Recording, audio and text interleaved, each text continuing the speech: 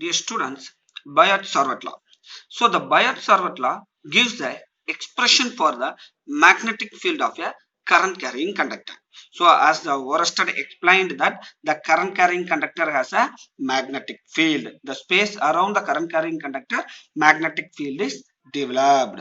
So in a current carrying conductor, this is a current carrying conductor which a current I flows from south to north direction. This dl is a small current element. This is a small length dl. So we will give the name. The current I flows in the small length. So that is a current element.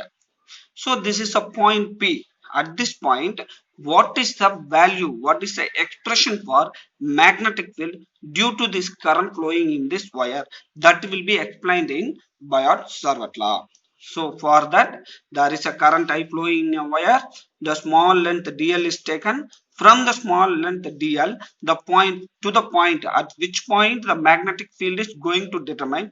To that point, a line is joined. That is a distance or the angle between this dl vector and this line r is theta. So the magnetic field is directly proportional to current. When the current value increased, magnetic field value increased.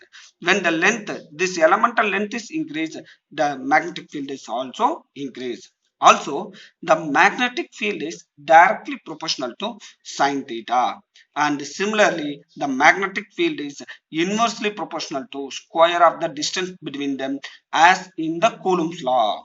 So very simple, students.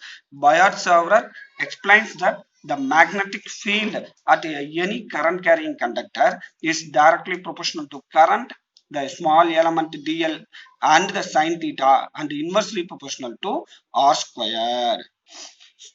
By consolidating all those things, the magnetic field is directly proportional to I dl sine theta. This r squared come to denominator. So wherever the proportionality will be there, we have to substitute the constant, that is a k. That k value is mu naught by 4 pi I dl sine theta by r squared. In Coulomb's law, we are using that 1 by 4 pi x lambda naught. That x lambda naught is a permittivity. Here the mu naught is a permeability. So mu naught by 4 pi value is 10 power minus 7, or the mu naught value is 4 pi into 10 power minus 7.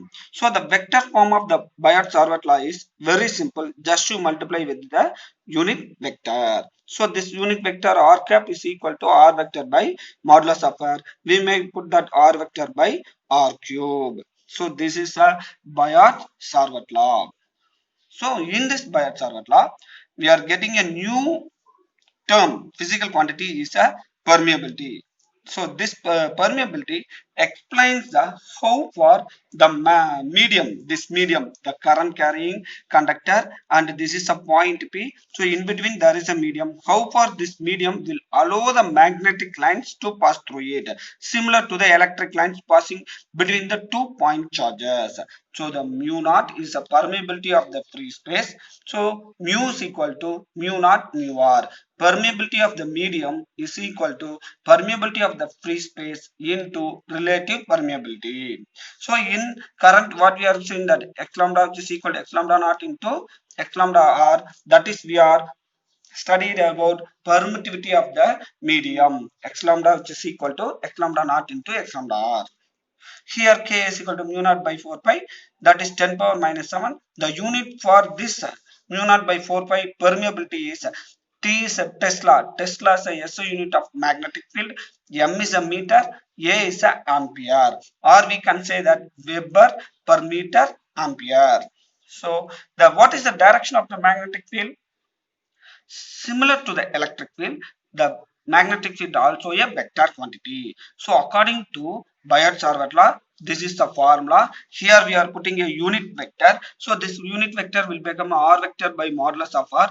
Then sine theta, this is a vector, this is another vector. So sine theta means we have to put cross product. For any cross product, if it is this is a dl vector, this is a r vector, this is a dl vector, this is a r vector. So the magnetic field at the point P will be perpendicular to this, like the pen.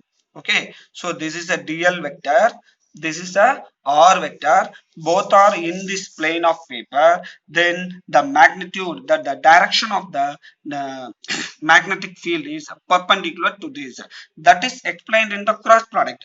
This is a vector and b vector. A cross b will be perpendicular to the plane of the paper, because the dl vector and r vector are the cross product. So we can say that the direction of the magnetic field is perpendicular to the plane of the paper. So db, which is equal to mu naught by 4 pi I dl cross r vector by r cube. This will be explained by right hand screw rule or right hand thumb rule. Using that, already we are studied in 10th standard, right hand thumb rule. This is a current carrying conductor. This pen is a current carrying director. The current is moving in upward direction, so this thumb will shows the direction of the current. My finger will shows that the direction of the magnetic field. It will be comes in the perpendicular to the plane of the paper. When theta is equal to 0, that means this dl vector and r vector are in the same direction. If theta is equal to 0, there is a no magnetic field. If theta is equal to 90 degree, the magnetic field created due to the current carrying conductor is maximum. Then the SI unit of the magnetic field is Tesla. So Biot-Savart law clearly gives the expression for magnetic field of a current carrying conductor dB, which is equal to mu naught by 4 pi I dl sin theta by r square. Relation between permeability of the free space, permittivity of the free space, and the charge. Why we are taking the permittivity? Because the current is a flow of charge. So the charge have a permittivity quantity. Then the flow of charge is a current will produce a magnetic field that has a permeability probability. So permittivity and permeability and velocity of the light, we are going to relate that. So already we know that mu naught by 4 pi, which is equal to 10 power minus 7, it's a value. Then 1 by 4 pi x lambda naught is a 9 into 10 power 9. So if you multiply the mu naught and the x lambda naught, mu naught by 4 pi into 4 pi, that is a multiply and divided by 4 pi on these things. So 1 by 4 pi x lambda naught is 1 by 9 into 10 power 9. So it is a reciprocal. We have to write the reciprocal of that value. Then mu naught by 4 pi is a 10 power minus 7. If you bring the 10 power minus 7 here, it is a 10 power plus 7. So 9 into 10 power 16. So we can write it as 3 into 10 power 8 whole squared. So 3 into 10 power 8 is the velocity of the light. So we can write that mu naught into x lambda naught, which is equal to 1 by c squared.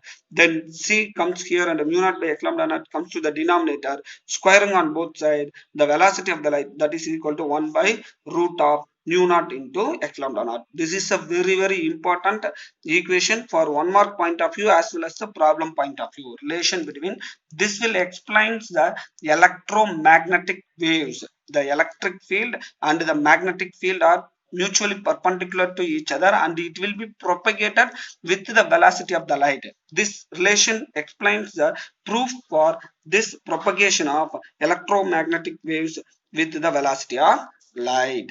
So dear students, I will show it to you a Biot-Savart law, which is an expression for magnetic field of a current carrying conductor, and we are determine the direction of the magnetic field by using right hand screw rule or right hand thumb rule, already what we are studied in 10th standard.